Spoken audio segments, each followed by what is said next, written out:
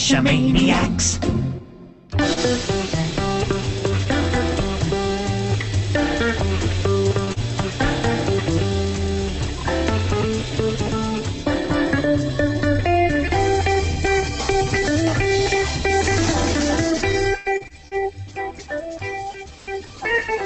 GeoGearHeads. We're thrilled to be back for this very special edition of GeoGearHeads. Beta.43 is our 6th Randomize edition. And you know, Daryl, I've really come to like these Randomize episodes.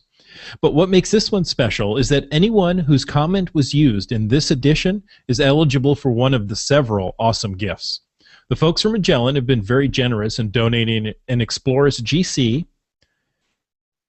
to one of our contributors. GeoMate for Geocaching, Brand 44 Colorado, has donated one of their GeoMate Juniors with Update Kit, a GeoMate Large Log Cache, a GeoMate Gnome Cache, all these for our North American contributors. Then, on top of all that, we're going to toss in a few extras for anyone around the world. All you need to do is call in or write a comment to be used by our November 28th show. If we use it on the show, your name will be dropped into the hat for the drawing during the Beta 48 show. Leave us a voicemail. Just call 206-350-3647 and include your geocaching screen name, your home location, and your comment or question. At any time, you can email geogearheads@cachemaniacs.com with that same information. If you'd like to include an audio file rather than just typing your feedback, we'd actually prefer that since we can play those back on the show. So, Daryl, how are those submissions coming? Well, we only received one email for this episode, but we already received a question from a Canadian caller for next week's show. Now, that show is going to be on CacheSense with the developer Bruce Rees. So, at this point, there's only 2 entries and many, many more great prizes. If you get your submissions in, you still have a good chance at one of those gifts. Remember, you can submit feedback once for each show. Remember that you can submit feedback once for each show for multiple entries into the drawing. So the more often you call or write in, the better your chances will be of receiving one of those terrific gifts. Details are available through the link in the show notes, but just remember to call 206-350-3647 or email geogearheads@cachemaniacs.com with your caching name, location, such as Detroit, Michigan, and your audio feedback. Audio files or voicemails generally should be about a minute or 2. If you're emailing, about a paragraph of material is a good guideline. Any comment or question about an upcoming topic or past show would be good material to submit. Next week we're talking about CacheSense, but you can always send in feedback on any of those past shows. And we hope to get a lot more for the Randomize show and get one more of those in before the end of the giveaway. Now, Badcap, shall we start with the first submission? Absolutely. This is a perfect question for a Randomize show. Bright Blades from Surrey, British Columbia wrote us via email. Have you ever went to hide a cache and found that someone has hidden one right where you were looking, even though it's not listed? Well, my daughters and I decided to hide our first cache, so we went to the Groundspeak website and checked to see if there were any close to our location. No! So we found a cool path just down the street from us and decided to check it out for hiding spots. My youngest daughter found a perfect spot at the base of a tree. She checked inside the hollow part of the tree, only to pull out someone else's cache. Apparently the cache was a final in a local puzzle cache series, and therefore the reason it wasn't listed. The good news is that we were still able to hide our first cache in a local park that's still being developed not far from us. It just goes to show you that sometimes you think you found that perfect place and then realize somebody beat you to it. Oh well, great minds think alike. Well, first, congrats Bright Blaze for being the first to contribute during the giveaway period, and we'll drop your name into the drawing. And now let's talk a little bit about that. I've actually run into a lot of letterboxes that we found along the way in a couple of caches, but never when we're actually trying to hide. The closest I've come to trying to hide one and run into a proximity thing was when we've hidden one and we knew it was a little tight and the cords were actually a lot closer than we thought when we were out there hiding. But it's not uncommon that we'll go and stumble across another cache or a letterbox, and in one case we found a letterbox all of about 6 feet from the cache that we were hunting for. So there was a letterbox and a cache, like in trees right next to each other. Mm-hmm. Mm-hmm.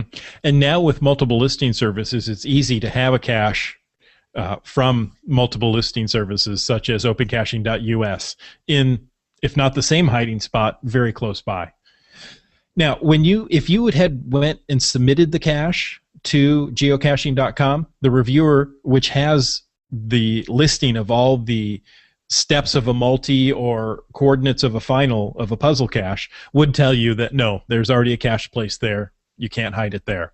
So that information is available. Yeah, and I have to admit that we've gone walking around sometimes and just looked at locations that we thought would be excellent locations for a cache and checked just to see if there was something in there. And more than once we've actually found stuff hidden in there, but I think only once we found a letterbox in such a situation. But one of the early caching trips that we made, we were walking down a trail and just I want to say it was like in the crook of a tree or something, there was a box that caught my eye, and we're walking down this nature trail. Like, that looks like a cache. So we stopped, looked at the GPSs. Well, we're still like 400 feet away from where this cache is supposed to be. So we walked over, took a look, and yeah, sure enough, it was a letterbox. I want to say this was a Girl Scout letterbox that we had found. So it was just one of those kind of, okay, yeah, and we happened to have our stamp with us at the time. So we stamped the letterbox and wrote a little note and put it back and tried to hide it a little bit better so it wasn't quite as obvious. And, went on our way to get more caches. One time, my family and I were at a park, and the kids were playing around, and I'm walking around, and I see this rock wall up against a fence, and I go, well, that's a perfect spot. And I'd put a cache right in. Look at that. It was a letterbox.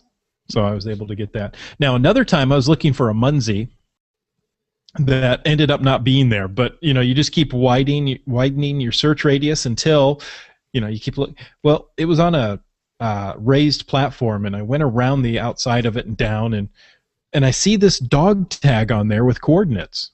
Apparently it's part of a puzzle cache or multi-cache. And I called up my friend. I said, have you found this? He goes, no, I didn't even know it was there. So I'm going to have to go back one day and see if I can find the rest of that cache.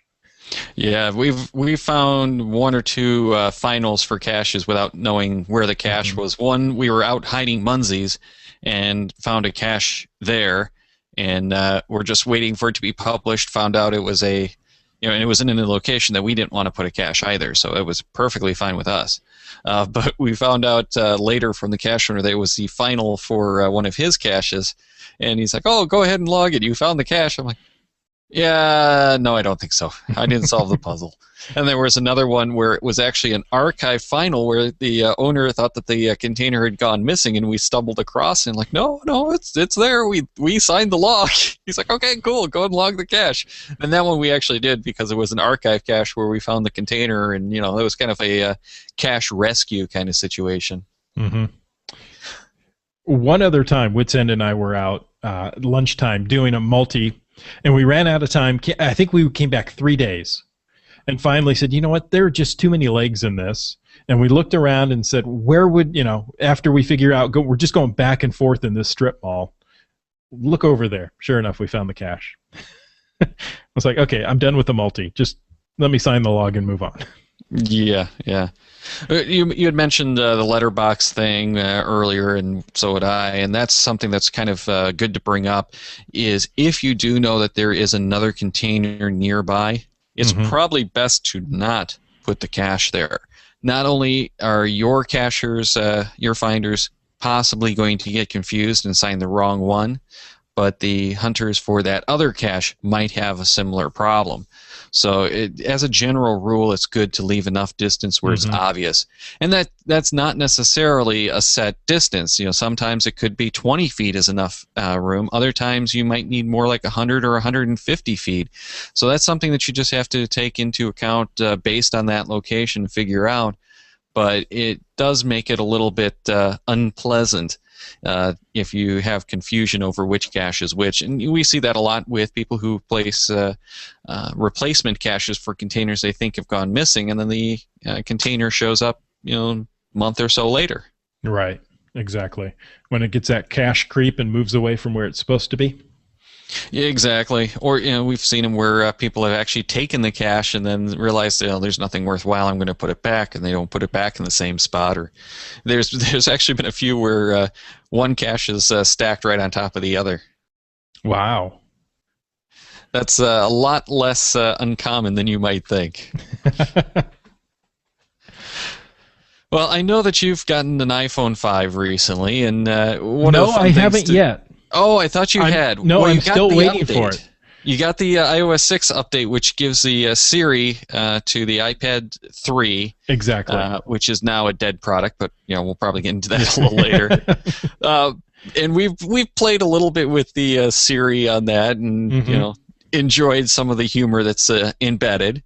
And one of my buddies was over last weekend. He had just gotten an iPhone 5, his first smartphone, and we were playing with Siri and came up with something rather interesting in the way it pronounces geocaching.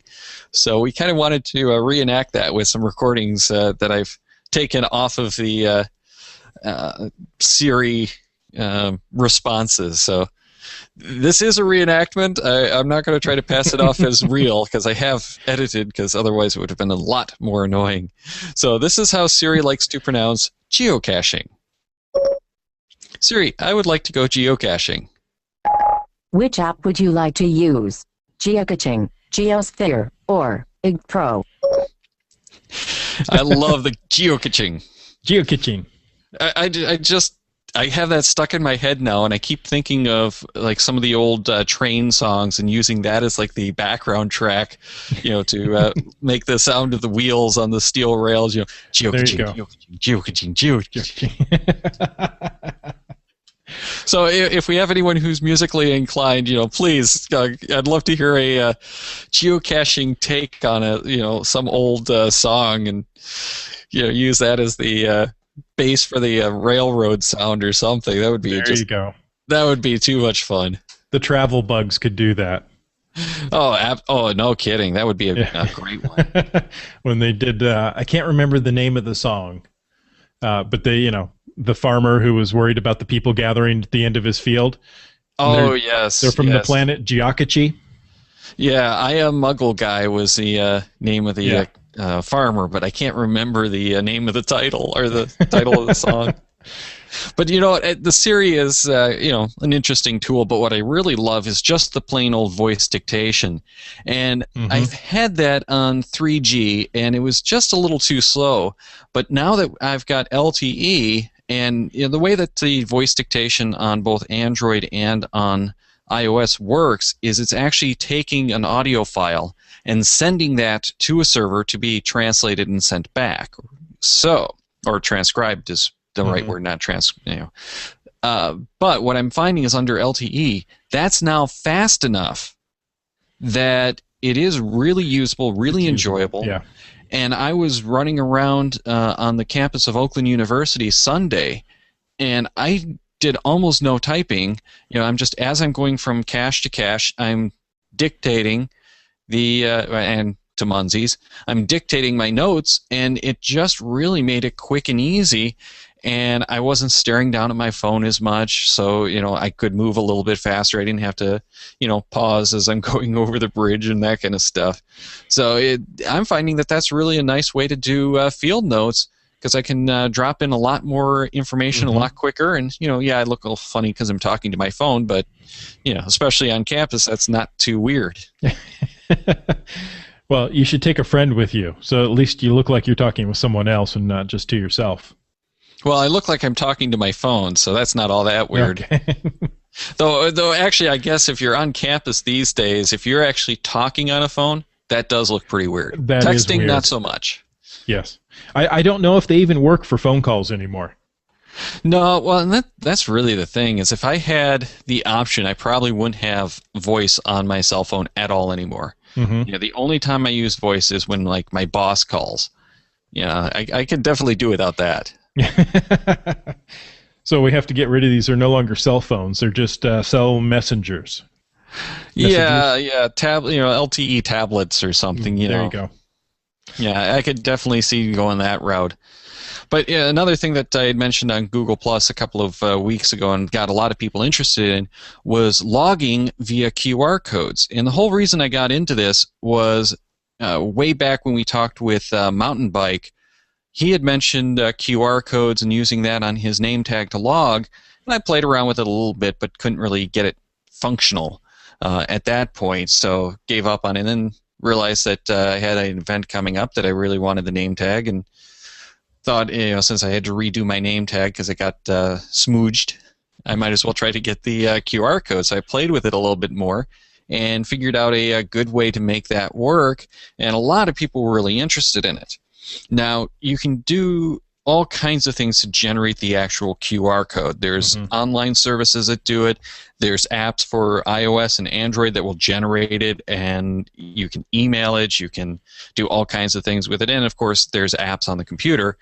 And those are generally better because they'll give you a lot more flexibility in the quality settings and the, just all kinds of stuff, which is getting way beyond what you really want to get involved with for just doing a basic QR code. Right. But the simple solution is just when you go to either a trackable or to a cache page, and this is really great if you have something like a premium cache, premium only cache. If it's premium only because you don't want a bunch of newbies going out there and not acting stealthy enough, and having problems with it, which is a lot of why caches in our area are premium member only.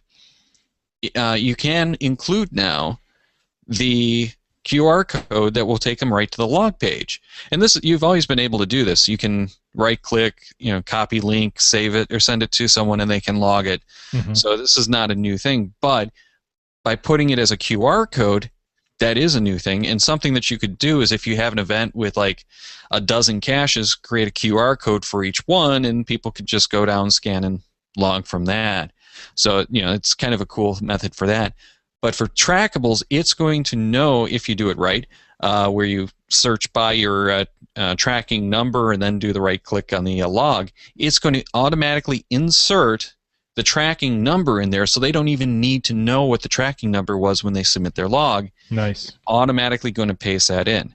Now, the problem is those give you really big, long URLs. Right. So in order to make those readable, they have to be pretty big.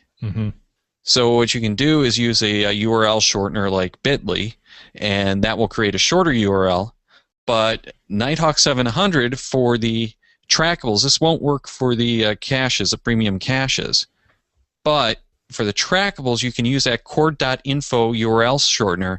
You do a /t/ and then the tracking number on the coin or name tag or whatever it is that you want them to track. So that's a great way to do it. And I had tried that after we talked with Mountain Bike, and I couldn't make it work, but somehow Nighthawk 700 was able to find that. Thank you very much, Nighthawk 700. That was a great tip.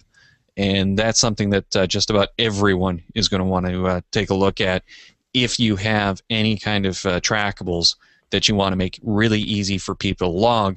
Because if nothing else, you can just write that down, go to that URL, and you're done. Right. Now, you had given me, in fact, I have it right here, the little guy who's been to space. We talked with Echo 6 Charlie, and you can see there are QR codes here. And the audio guys can't see the QR codes. Well, you're right. Okay, there are QR codes associated with this, and you're exactly right, Daryl. I don't know what I was thinking. Oh. Yes. Now, see, this is a perfect reason to be watching us on YouTube, or even better yet, during the live Google Plus Hangout, because that way you won't have to worry about us forgetting that this is actually an audio show primarily and not a video show. Because the bad cop has no idea what he's doing. That's really what it amounts to. So I took this as we went up to a ghost town and handed this around at the cache site. So it would, be logged in the cache, and the cache is going to be archived. So I didn't want to leave it there. And people go, well, I don't have signal. I said, you don't need signal. Just scan it with a QR code reader, and it will hold it on your phone. It'll hold you that URL till you get back to Wi-Fi range, and then you can, go log it easily. Yeah, now the problem was that those I didn't do with that trackable trick that I had just mentioned, because at that point I hadn't made that work yet. Ah, okay. So that's something I should probably do, is figure that out for that trackable and send you a new tag to drop on there before you actually release it. Well, I can reprint them. That's no issue. Yeah, okay. Get them laminated. So that's one of the options. Absolutely, and it does make it a lot easier, especially if you have those name tags. It's really nice to be able to just have someone go in. I always have people coming up to me taking pictures of the name tag so that they get the tracking numbers. Right. Well, this way they just scan that QR code and they're done. They don't have to do the whole other thing. And especially if you're using that trick with the cord.info/t/ the tracking number. Mm-hmm. They can just copy the tracking number right off the end. So if that's what they want, they've got that anyway. They've got that right there. Yep. Now, would you be able to put any text in there? So you make a QR code for each event you go to. Hey, this was, you discovered me at such and such event. Filled into Yeah, I wish you could do that, but as far as I know, there's no way to actually put the notes into the description in the URL. And that's all you're doing with the long URL, is it's putting the information in there on how to track it. And there's actually, if you wanted to search around the forums, some people who had figured out some of the tricks in doing those long URLs. Unfortunately, I couldn't find anything on that cord.info thing, and that looks like it's actually fairly new, because it was only about a year or so ago that trackables were even supported by the cord.info shortener. Okay. Well, let's move on from this one. We're not going to solve any QR problems here. Apple just released the new iPad and iPad mini. So what are your feelings on that, Daryl? Well, I'm quite honestly very disappointed in the iPad mini. Not that I was expecting a whole lot, but at $330, it's $329 US, I found it to be a very disappointing unit. It doesn't have the NFC, which, let's face it, most people don't really care about. It's not a big thing yet. Apple's not going there. No, Apple's not going there, at least not yet. And I'm not 100% sure that that's going to really grab much traction in the payment space, which is really where I think it has to get the traction in order for it to really catch on. It looks like at this point, everyone's going with geofencing and other technologies like Square is doing. Yes. And I don't know that we're really going to see the NFC, so I really have the feeling that NFC in phones may end up being a very short-lived technology, which is disappointing because I like it, but it does have a lot of security issues, and I don't really want to use it for payments. Right. But it also doesn't have a GPS unless you get the LTE version. Just like on the iPad, if you get the LTE version, you get the GPS, which does have GLONASS as well, but you don't get a GPS in the base model. And that's always been true on the iPad, and it holds true with the iPad mini. Exactly. And you said the big disappointment was the price. If it had come at $199, even $250, it may be an option, but at $330, no. It's $70 less than the iPad 2, which they're still selling the iPad 2. The iPad 3, that's done. Yep, they have the iPad 4th generation now. And that is a big improvement on the processing power. And it does go to the Lightning connector, which, for those of us who've already made the jump to the iPhone 5 is nice, but not, in my opinion, nice enough to worry about changing out if you've already got the iPad 3 like both of us do. Right. The thing, though, I would even go for $300 on the iPad mini. It's that extra 10% that really pushed me over the edge. And it does have two good cameras, much better. It's got that 5-megapixel camera that came from the iPhone heritage. It's the same one that's on a lot of their other devices, and it's a good camera. And that's something that's missing from the Nexus 7. So if you're looking for a camera that's going to do like the QR codes, that's going to be a good camera. The Nexus 7 really doesn't work all that well. I've tried it at the Munzie. I've tried it for a bunch of other stuff. It works, but not well, and especially because you're covering your screen as you try to read the QR code. So that is a big difference and something that I really, really like on that iPad mini. But I'm very disappointed in the resolution because they made it almost an 8-inch screen. Right. It's about the same size as a Nexus 7. That's because Steve Jobs Tim Cook would never do a 7-inch tablet. So they did an 8-inch tablet. Neither would Steve Jobs. You're right. But I don't like that it's a 1024 768 screen when all of these other 7-inch screens are a lot higher. It's a higher pixel density is what it comes down to. We're talking about a 300 and something odd pixel density for the Retina displays, which is the iPhone and the iPad 3 and 4. This isn't even 150. Right. So it's everyone who's seen it says it does look nice, and I'm not saying that it's not, but especially as a reader, it's going to be a lot more difficult to read that small text. And I had the original iPad. I thought it was a great device, but not very usable. When I got the iPad with a Retina display, it changed everything. It turned that device into a real workhorse for me because of the detail that you could then read due to that extra pixel density. Smaller text became readable. I could get, I do a lot of remoting into other systems. I'll remote into a server at work or something like that. And now I can actually read the text. I don't have to zoom in and out. So things that would take me minutes to do because I'm zooming and panning and everything else, now I can just see it and tap it and go. So that higher pixel density is a big deal, and that, for me, really makes a difference. Right. I think the iPad mini just fits Apple's line of consumer devices. It's going to consume data. It's not going to produce anything. Oh, absolutely. But we're here talking about geocaching and geocachers want. And if you're going for the iPad mini, you're pretty much going to have to go for that LTE version. Right. Exactly. Same with any iPad or iPod. You have to have the cellular data connection to get any sort of GPS on the device. Well, the problem is that the iPods don't have the cellular data connection. You're right. Not even the new ones. You're right. Yeah, so that's a big issue on those too. But if you want that, it is nice. Don't get me wrong. I love having that. And currently, the Nexus 7 doesn't even have that option. No. So that is for the listeners at home. Right I'm now. Holding a Nexus 7 right here, and there is no camera on the back. Yeah. So I described that one for you, just for you, Daryl. Yeah, I have a Nexus 7. And I really do like the Nexus 7. But especially with Android and the way the mapping works there, it needs to have that data connection. So that is kind of a fault, as far as I'm concerned, with taking the Nexus 7 into the field.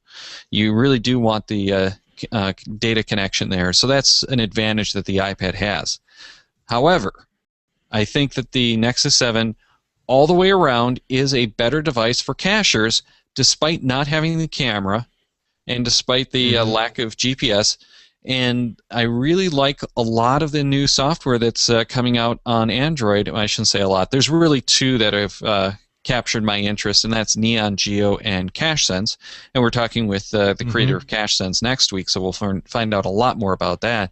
But that one especially gets my attention because it has that integration with Munzie as well. Exactly. I just loaded that up here on the Nexus 7 and been playing with it for the last couple of days, and I'm really starting to like it. Yeah, it's nice. The big thing that I would like is better offline mapping from all of these apps for the Nexus 7. And that would take care of a lot of it, but that's going to eat up the data. And currently, there's only a 16 and an 8 gig version. However, the rumor is the 8 gig version of the Nexus 7 is going to go away, and that there's a 32 gig version of the Nexus 7 coming out. And there's a lot of talk that there's actually going to be a Nexus 7 with 3G. And we actually have a leak from a Latvian retailer, and this comes to us from Android Central, that they have pricing for the 32 gig Nexus 7 with Wi-Fi only and with 3G only, but they only gave us the 16 gig pricing, and what we're seeing is not terribly good as far as the pricing goes. So the people who were looking at there being a price reduction when the new one came out, it doesn't look like we're actually going to see a price reduction on even the 16 gig from what they've posted.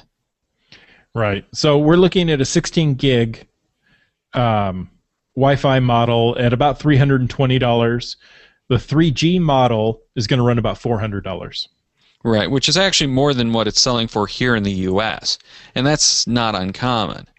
But it's $250 here. They're calling $320 in U.S. Over there, and they're listing it in pounds on their website. So it's £199 and £249. But yeah, that's kind of disappointing because a lot of people were expecting a $99 version of the tablet, and it doesn't look like that's going to happen at all. Well, we know Google's got an event coming up here at the end of the week. And so today online I looked and found a leaked manual for the Nexus 10 tablet. So that would be a 10-inch tablet with front and rear cameras and a micro HDMI port. Yeah, I saw that too. I'm kind of interested, though at this point I'm kind of over the whole 10-inch tablet thing. Yeah, I like them for hanging out and using as tools around the office and around the house kind of thing, but it's not something I generally want to take into the field. I like that 7-inch form factor.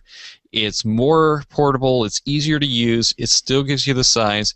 It does kind of hit that sweet spot where it's too big and too small, but it's also not too big and not too small. So, that's a hard one to follow.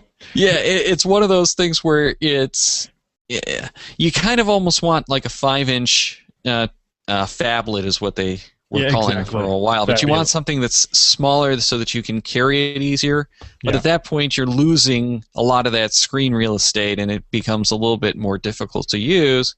So, it's too big for being really portable, and it's too small for being, really usable. So, it's a nice combination, but it does tend to sacrifice.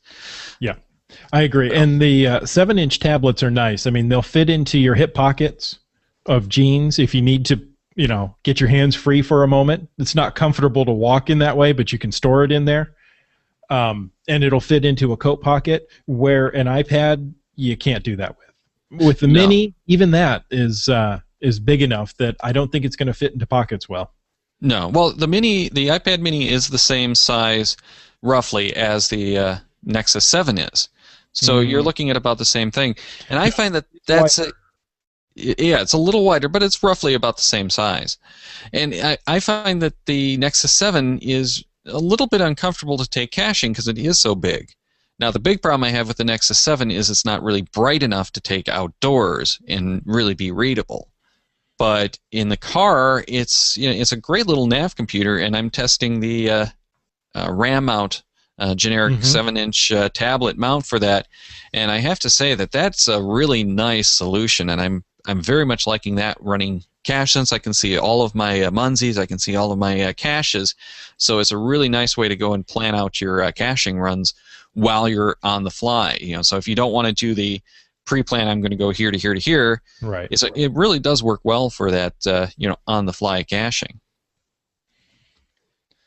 You know what I'm really excited about that leaked was the Nexus 4 has actually been outed by Carphone Warehouse, and we've been hearing all kinds of grumblings about this supposed Nexus 4 for a while, and I had actually kind of been hoping for that before I got the iPhone 5.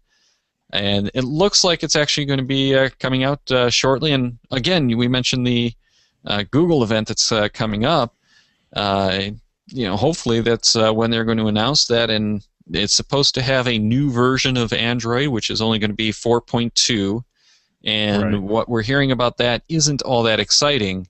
But it is very exciting to get an updated Nexus phone, because the Nexus phone that we have right now is old. As far as phones go, it's now an old device. Right. This new Nexus is supposed to have a 4.7-inch screen, so that's good size. It'll compete with the Samsung Galaxy S3. But the idea of the Nexus phone, it gives you that pure Android experience that Google is looking for. There's no interface tagged on the top of it. Yeah, and it also does get you a little bit further away from carrier influence. So generally you'll find that the Nexus phones and tablets are going to be updated more frequently and longer than the phones or tablets that you get through the carriers. You know, they still unfortunately do have some of the carrier influence, but I'm really happy to not have that carrier influence because you know, a lot of these tablets and phones, at most you get one major update and then you're toast, and they're trying to force you to upgrade because you can't get anything, you know, resolved. You can't get the new version, and you know, a lot of the times with Android, we've seen a lot of these updates where they'll actually improve performance.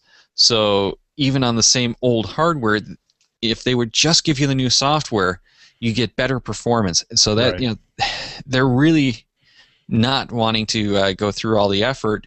You know, I understand where the carriers are coming from, but man, just give me the updates, please. Exactly. Well, before we leave the Nexus line, I did want to mention that I got the USB on-the-go cable, the USB OTG cable for my Nexus 7, and it does work. However, not without rooting can you do anything that's actually useful. So if you want to just copy photos off your camera card, take your SD card, plug it into a card reader or something like that, it does work for that. Without it, there's a free app or a paid app that gives you a little bit more. But any of the stuff that does the ability to copy and handle stuff as a drive requires that you root. Right. And that's not something I'm really willing to do. So, yeah, I'm not going to be doing that. Yeah, I looked at rooting today, and it's incredibly easy. But I haven't done it. It is easy, but what I worry about, not so much with these devices that aren't connected to the network, but especially with like phones, it does make it a little less secure.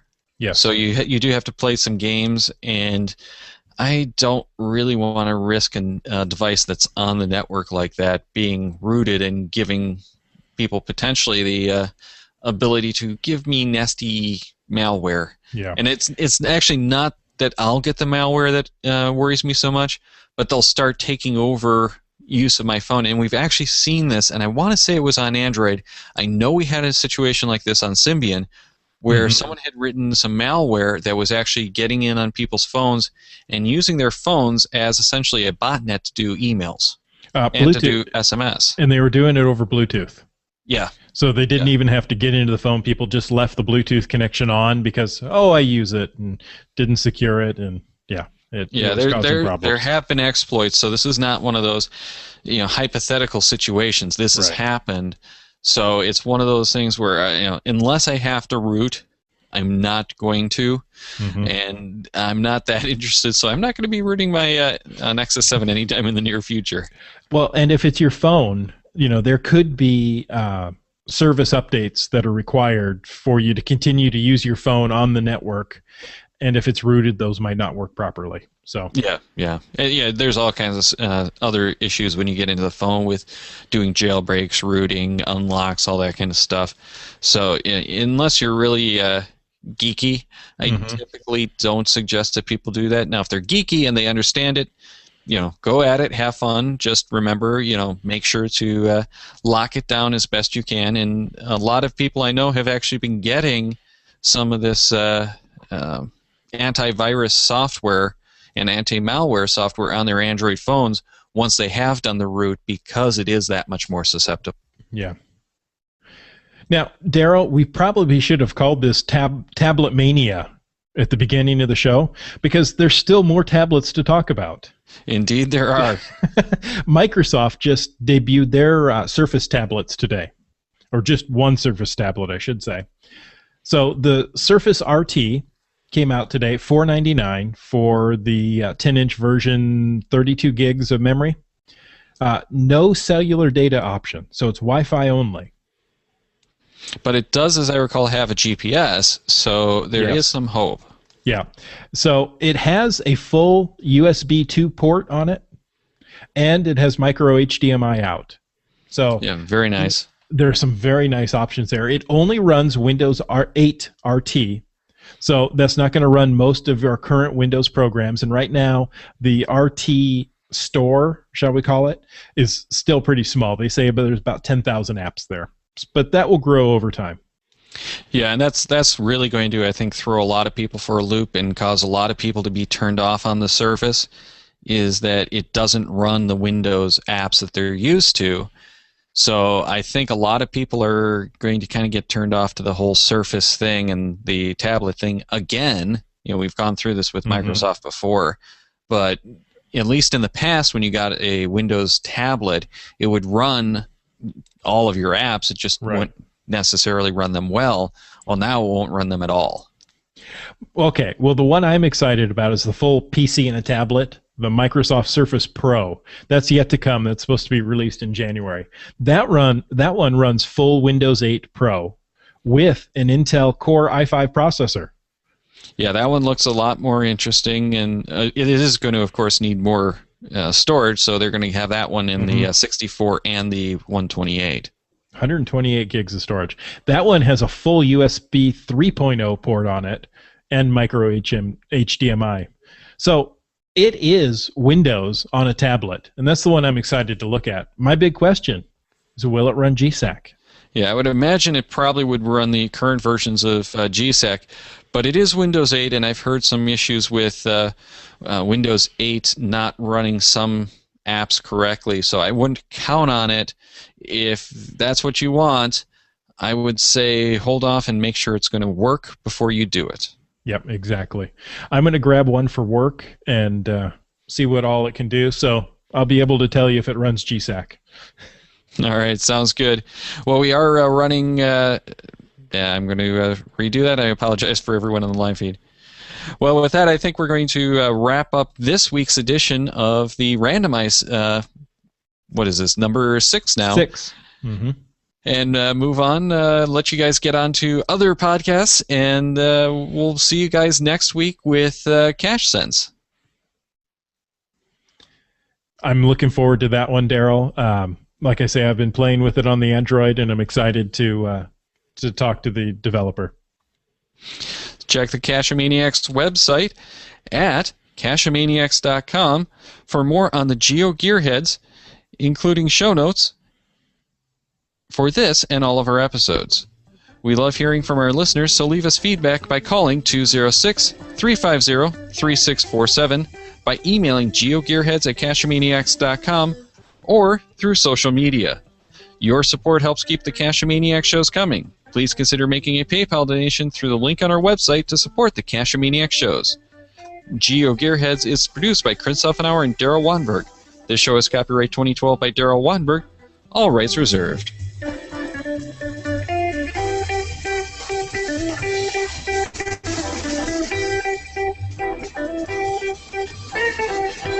Cache with a Cacheamaniac.